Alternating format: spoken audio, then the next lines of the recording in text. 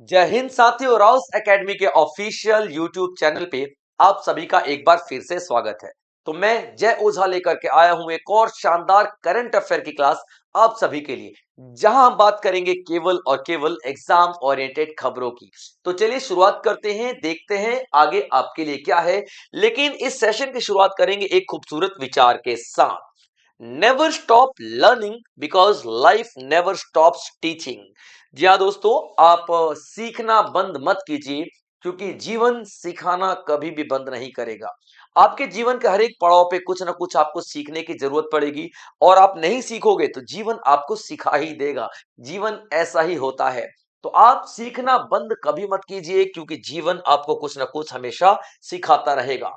चलिए दोस्तों, शुरुआत करते हैं। हमारा आज का टॉपिक है, आप सभी को पता है कि यूरोपियन यूनियन के जो दो लीडर्स हैं हमारे भारत में आए हुए हैं, और उनके साथ आज हमारा समझौता, कल हमारा समझौता हुआ है। ठीक है बच्चों, याद रखिएगा।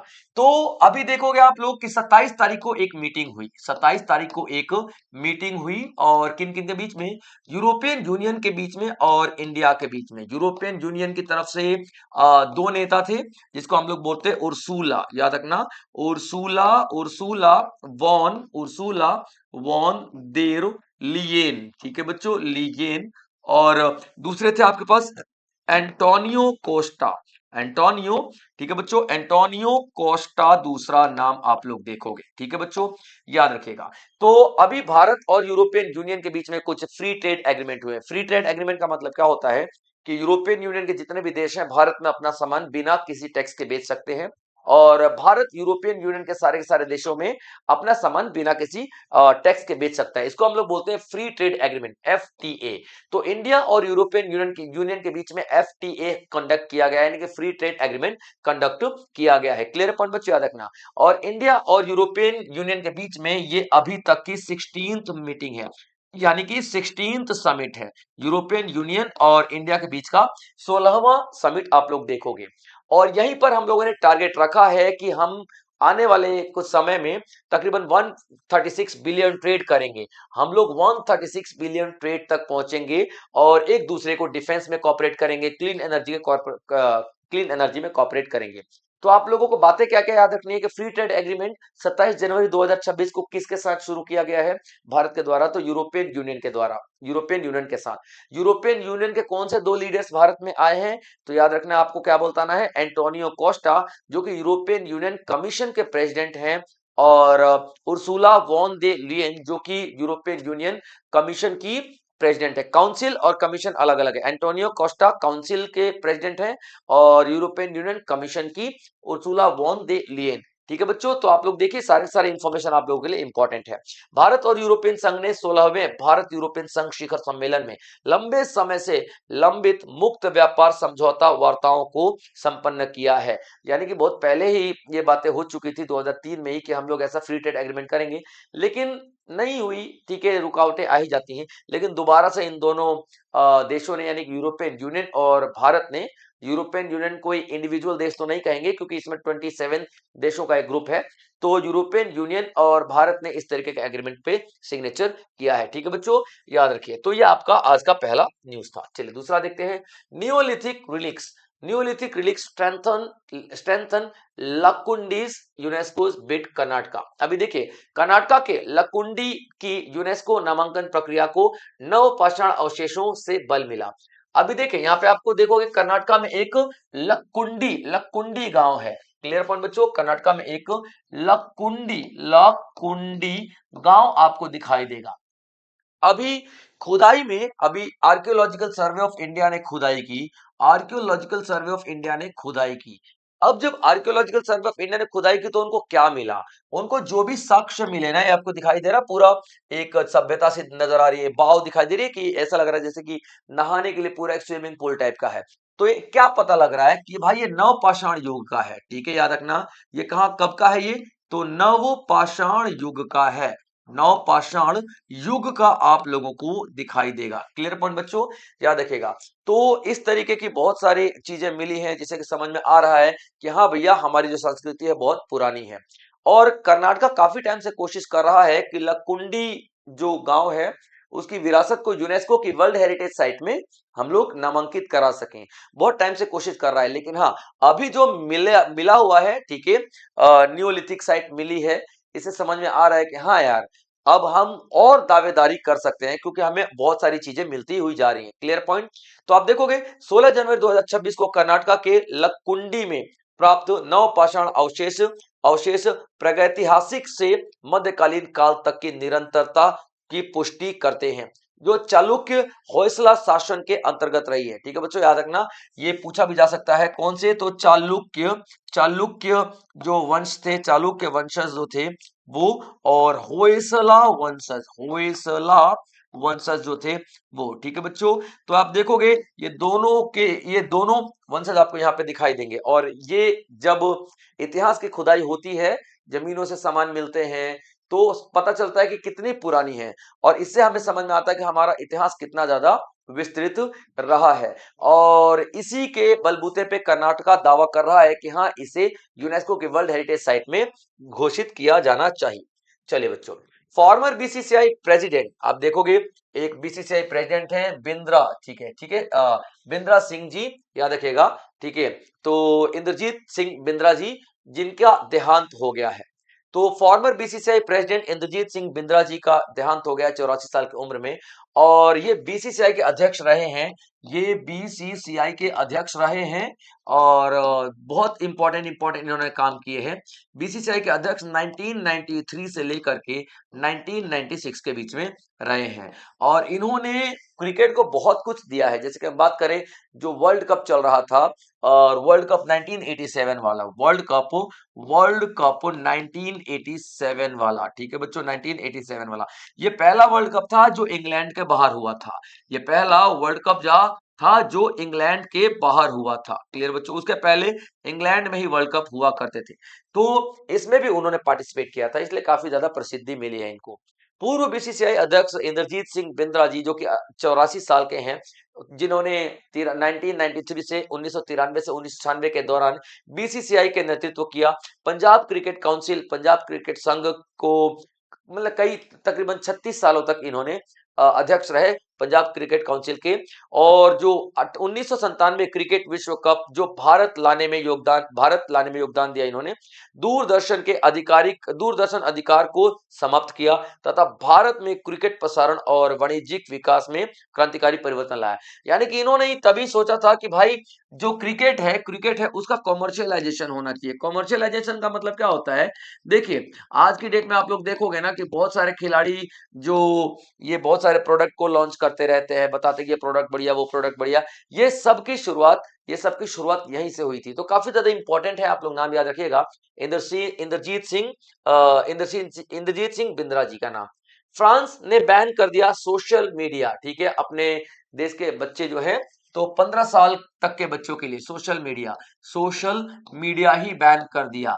और एक रिसर्च में निकला है कि जो फ्रांस के बच्चे हैं बच्चों, भाई साहब, ठीक है, फ्रांस के जो बच्चे हैं, उनका स्लीप टाइम बहुत खराब हो चुका है, उनका एडिक्शन बहुत ज्यादा हो चुका है फोन से लेकर के। तो इस वजह से उन्होंने बैन कर दिया है 15 साल तक के बच्चों को। Clear point. और ये बहुत ज्यादा इंपॉर्टेंट न्यूज है, क्योंकि बहुत सारे देशों को ये बात माननी पड़ेगी। भारत को तो खासकर, भारत में तो बच्चे खाना तब तक नहीं खाते हैं जब तक कि उनके मुंह में तब तक खाना नहीं खाते जब तक उनके सामने यहाँ पे कुछ ऐसा कार्टून ना चलाओ, कुछ सॉन्ग ना चलाओ। तो बहुत सारी एडिक्शन हो चुकी है, आप लोग देखोगे।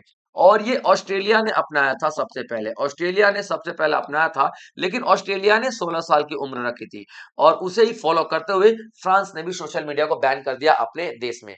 और यहाँ पे वोटिंग हुई कि भाई साहब करना चाहिए कि नहीं करना चाहिए।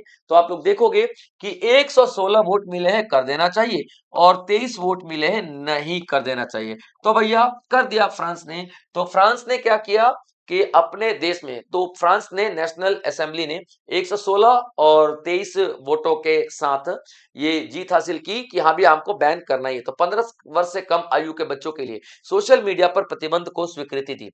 राष्ट्रपति इमैनुअल मैक्रोन की चिंताओं का उल्लेख करते हुए तथा बच्चों के मानसिक स्वास्थ्य की रक्षा हेतु ऑस्ट्रेलिया के उदाहरण का अनुसरण किया। ऑस्ट्रेलिया ने, जैसे मैंने बताया आप लोगों को कि उसने भी बैन कर ही दिया था, और लेकिन उसने अपनी उम्र रखी थी 16 साल तक की। क्लियर बच्चों, 16 साल तक के बच्चों को बैन किया था, और अभी फ्रांस ने 15 साल तक के बच्चों को। India makes historic debut as partner country at Gulf food. अभी देखिए गल्फ फूड भारत में अभी इंडिया फूड, आप लोगों ने सुना होगा इंदस फूड जो इवेंट हुआ था, अभी चिराग पासवान ने इनॉग्रेशन किया था, नोएडा में हुआ है जस्ट पिछले महीने। तो वैसे ही गल्फ फूड, ठीक है बच्चों, गल्फ फूड का भी इनॉग्रेशन किया गया। गल्फ फूड 2026 का इनॉग्रेशन किया गया और भारत ने यहाँ पे पार्टनरशिप किया है। क्लियर पॉइंट बच्चों, याद रखना, भारत ने यहाँ पर पार्टनरशिप किया है, भारत ने यहाँ पर पार्टनरशिप किया है। अब ध्यान दिए, एक एक चीज को आप लोग ध्यान में देंगे, ठीक है। एक गल्फ फूड, तो गल्फ कंट्रीज के सारे जो देश आएंगे ही आएंगे, और ये इवेंट कहां पे हुआ, दुबई में, ठीक है। तो इवेंट दुबई में, तो भारत ने और दुबई ने दोनों ने मिल करके इस इवेंट को ऑर्गेनाइज किया है। भारत की तरफ से एपेडा ने पार्टिसिपेट किया। एपेडा का मतलब क्या होता है, एपेडा का मतलब एग्रीकल्चरल, ध्यान सुनना, एग्रीकल्चरल प्रोसेस्ड फूड, ठीक है बच्चों, processed food, processed food export development authority, processed food export development authority, development authority, ठीक है बच्चों, याद रखना। तो भारत की तरफ से एपेडा ने पार्टिसिपेट किया है। और आप देखोगे कि दुबई में आयोजित विश्व के सबसे बड़े खाद्य आयोजन गल्फ फूड 2026 में भाग लिया है भारत ने, और जिसका नेतृत्व एपेडा कर रहा है। एपेडा का मतलब क्या है, agricultural processed food export department, या फिर export development authority of India. और ये क्या करता है, भारत का जो प्रोसेस्ड फूड है ना, जैसे कि टमाटर से सॉस बना दिया, जैसे कि आम से चटनी बना दी है ना, तो ये प्रोसेस्ड फूड कहते हैं। प्रोसेस किए हुए फूड को एक्सपोर्ट करने में काफी ज्यादा हेल्प करता है। तो इस यही आयोजन कर रहा है। यह 2 स्थलों पर आयोजित हो रहा है, जिनमें से 25 राज्यों से 161 प्रदर्शक भाग लेंगे। भारत के 25 राज्यों से कितने प्रदर्शक जाएंगे, 161 प्रदर्शक यहां पर भाग ले रहे हैं, तथा इसका उद्घाटन अविनाश जोशी और दीपक मित्तल जी द्वारा किया जा रहा है भारत की तरफ से, ठीक है बच्चों, याद रख लेना। तो ये सारे के सारे नाम आप लोगों को याद रखना है। क्लियर है पॉइंट बच्चों, चलिए आगे बढ़ते हैं। अगला, यूजीसी इक्विटी रूल्स 2026 प्रोटेस्ट। अभी यूजीसी ने कुछ नियम अपने बदले हैं, कुछ ऐसे गाइडलाइंस चेंज की हैं, जिसकी वजह से बहुत ज्यादा प्रोटेस्ट आप लोगों को देखने के लिए मिल रहा है भारत में। तो यूजीसी ने क्या किया है, देखिए, यूजीसी ने यूनिवर्सिटी ग्रांट कमीशन ने क्या किया है कि पहले रिजर्वेशन होता था, आपको पता है, पहले रिजर्वेशन होता था, है ना, रिजर्वेशन दिया गया था। एससी हो गया, एसटी हो गया, ओबीसी हो गया, सभी को रिजर्वेशन दिया जाता था। तो रिजर्वेशन में इन लोगों को बहुत ज्यादा मतलब सीटें मिल जाती थी। लेकिन अभी यूजीसी ने क्या बोला कि अभी इन लोगों ने क्या किया, एसटी एससी ओबीसी ने, कि हमें कॉलेज में रिजर्वेशन तो दिया जाता है लेकिन नाम मात्र का है, क्योंकि वहां पे जो जनरल कैटेगरी के बच्चे हमको बहुत परेशान करते हैं। तो अभी यूजीसी ने क्या बोला है कि ठीक है, आपके लिए एक हम लोग कमिटी बना देते हैं। तो यूजीसी ने एक कमिटी बना दी है, और याद रखना, जो कमिटी इतनी ज्यादा पावरफुल होगी कि कोई भी उस कमिटी को रोक नहीं सकता है। तो आप देखोगे, UGC implemented promotion in equity in higher education institution regulations 2026। अब इसमें क्या होगा, ठीक है, इक्वल अपॉर्चुनिटी सेंटर बनाया जाएगा। क्या, equal opportunity centre, equal opportunity centre सभी यूनिवर्सिटीज में बनाया जाएगा। अब इसका क्या मतलब है सर, ठीक है, इक्वल अपॉर्चुनिटी सेंटर, कि अगर किसी शेड्यूल कास्ट, शेड्यूल ट्राइब और ओबीसी के बच्चे के साथ कोई भेदभाव किया जा रहा है, तो बच्चा जाके सीधा यहाँ पे कंप्लेन करेगा और सीधी कार्रवाई हो जाएगी। हर एक यूनिवर्सिटी को 6 महीने में एक बार रिव्यू करना पड़ेगा।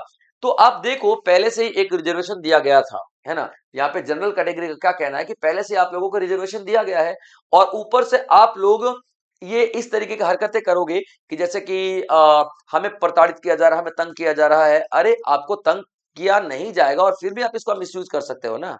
वैसे ही देखिए, भारत 2 हिस्सों में बटा हुआ है, एक रिजर्व और एक अनरिजर्व, और ये बहुत ही बड़ी एक समस्या देखने के लिए आप लोगों को मिलेगी। तो यहाँ पे क्या किया जा रहा है बच्चों, कि एक एक्स्ट्रा पावर दी जा रही है। पहले तो एसटी और एससी ही हुआ करते थे, इसमें ओबीसी को भी डाल दिया गया है। तो एक स्पेशल पावर दी जा रही है कि अब आपको कोई कुछ बोल भी देगा ना, तो सीधा केस हो जाएगा, और ये केस कौन करेगा, किसके अंडर में होगा, तो equal opportunity committee, equal opportunity centre बना दिया गया है। और सभी के सभी जो यूनिवर्सिटीज हैं, उनको ये कंपलसरी कर दिया गया है। तो आप देखोगे यूजीसी ने उच्च शिक्षा संस्थानों में समानता समानता संवर्धन विनियम 2026 लागू किए गए। इसमें समान अवसर केंद्र यानी कि इक्वल अपॉर्चुनिटी सेंटर 24/7 हेल्पलाइन तथा अनुसूचित जाति, अनुसूचित जनजाति और अन्य पिछड़ा वर्ग आरक्षण के प्रावधान शामिल हैं। छात्र शिक्षक देश भर में इसी के प्रति विरोध कर रहे हैं कि यार ये तो अपनी मर्जी से कंप्लेन कर सकते हैं और हम चाहे इसमें शामिल हो या ना हो, कंप्लेन कर देंगे तो हमारे खिलाफ कार्रवाई हो जाएगी। तो इसके खिलाफ बहुत ज्यादा प्रोटेस्ट आप लोगों को देखने के लिए मिलेगा। ठीक है बच्चों, चलिए अब देख लेते हैं यूएस यानी कि अमेरिका ने जैसे ही डोनाल्ड ट्रंप पिछले जनवरी में बने थे राष्ट्रपति, तो उन्होंने एक अनाउंसमेंट किया था कि वो अभी वर्ल्ड हेल्थ ऑर्गेनाइजेशन को छोड़ देंगे। किसी भी इंटरनेशनल ऑर्गेनाइजेशन को छोड़ने के लिए कुछ प्रावधान होते हैं, कुछ नियम कानून होते हैं। तो वर्ल्ड हेल्थ ऑर्गेनाइजेशन के लिए इन्होंने कहा था कि हम छोड़ देंगे, तो 1 साल का समय वर्ल्ड हेल्थ ऑर्गेनाइजेशन को देना पड़ता है निकलने के लिए। तो इन्होंने जनवरी जो आपका 2025 वाला जनवरी 2025 में अनाउंसमेंट किया था और जनवरी 2026 में इन्होंने क्विट कर दिया है। वर्ल्ड हेल्थ ऑर्गेनाइजेशन को इन्होंने छोड़ दिया है। क्लियर बच्चों, यहाँ पे याद रखना।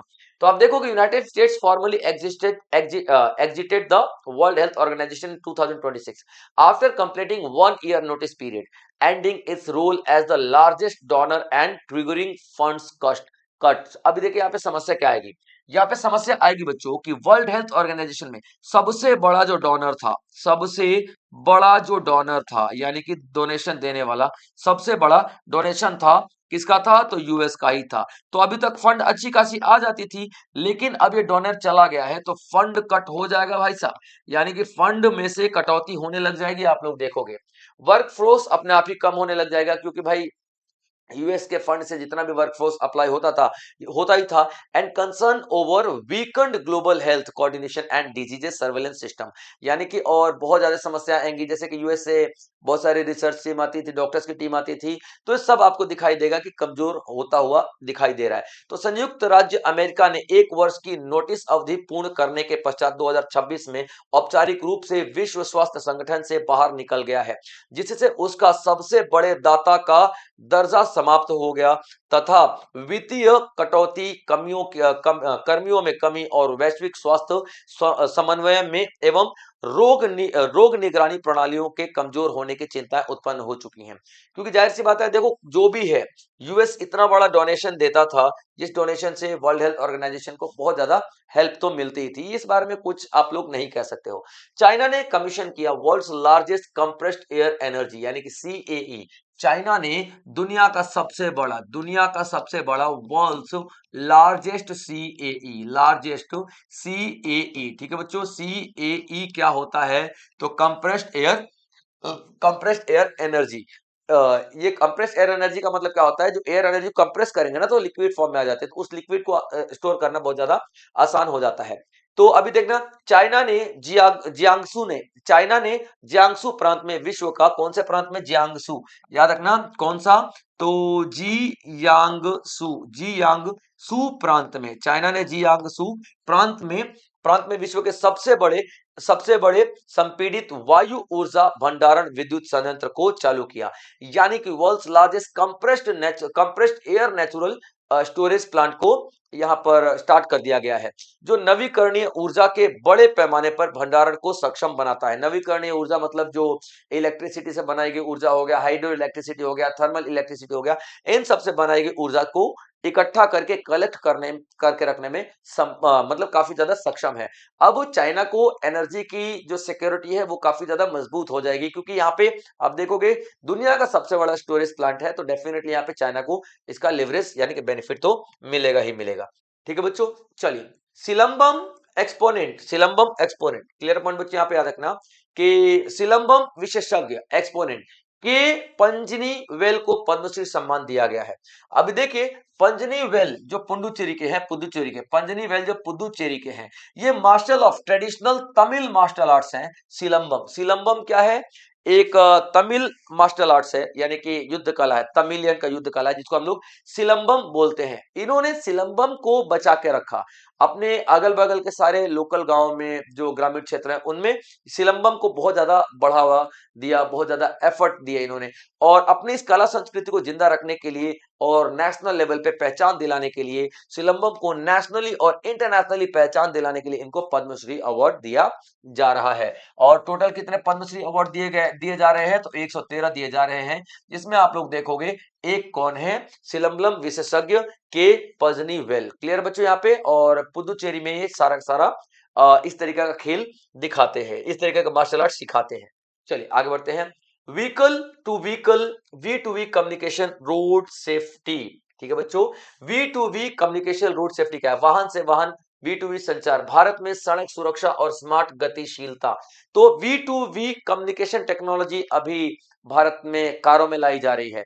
अब इसका मतलब क्या है, जैसे देखिए एक कार ये रही और एक कार ये रही, तो दोनों में ही कुछ ऐसे इक्विपमेंट्स होंगे कि सेंस कर लेंगे, जैसे हमारा ब्लूटूथ एक दूसरे के फोन को सेंस कर लेता है, वैसे ही तो कार जैसी बहुत ज्यादा स्पीड में आएगी ना, तो ये इसको सेंस कर लेगा, इसको सेंस कर लेगा, और ड्राइवर को मैसेज मिल जाएगा कि अगल बगल कार, जैसे मान लीजिए कोई भीड़ अंधा मोड़ है, उधर से मोड़ से आ रही है और हम इधर जा रहे हैं, हमको क्या पता बाहर से क्या निकल रहा है, तो डिस्टेंस से पता चल जाएगा, टू टू टू की बीप आवाज आ जाएगी, कोई बड़ी तेजी में कार आ रही है, उसकी स्पीड स्पीड सब कुछ पता चल जाएगा। यानी कि देखा जाए तो कारें आपस में टॉक कर लेंगी, बात कर लेंगी कि भैया तू उधर रुक जा, मैं बहुत ज्यादा स्पीड में हूं, अच्छा तू स्पीड में रुक जा, मैं साइड में खड़ी हो जाती हूँ। बहुत सारी चीजें ऐसी हैं। ठीक है, तो V to V communication technology जो अब हमारे कारों में लगाई जा रही है भारत में, इससे क्या होगा, एक्सचेंज करेंगे क्या, real time data enhancing road safety. Real time data मतलब ऑन द स्पॉट कितनी स्पीड हो, उतनी ही ऑन द स्पॉट मुझको पता चल जाएगी। इससे क्या, रोड एक्सीडेंट वगैरह बहुत कम हो जाएंगे। ठीक है, रोड सेफ्टी रहेगी। और आप देखोगे इंडिया का transition to intelligent transport ecosystem आपको देखने के लिए मिलेगा। और एक बहुत बेहतरीन यहाँ पे एक आपको मतलब रोड सेफ्टी के लिए ये पहल दिखाई दे रही है भाई साहब। मतलब इतनी टेक्नोलॉजी है कि आप अगर ड्राइवर को कभी थोड़ा मतलब इधर उधर हो भी गया ध्यान, तो गाड़ियां आपस में बातचीत कर लेंगे और ड्राइवर को टू टू टू टू जोर से कान में बजने लग जाएगा, और ड्राइवर को भैया गाड़ी में ब्रेक लगानी पड़ेगी। ठीक है बच्चों, तो चलिए आज आपको बहुत सारे जो एमसीक्यूज है आपके सामने है, आप लोग देख लीजिए, और सारे सारे एमसीक्यूज आप लोगों को सॉल्व करने हैं बच्चों। ठीक है, आप लोग कमेंट बॉक्स में सारे सारे एमसीक्यूज का जवाब दीजिए और देखते हैं कि आपके एमसीक्यूज क्या कहते हैं। ठीक है बच्चों, चलिए चलिए आगे बढ़ते हैं।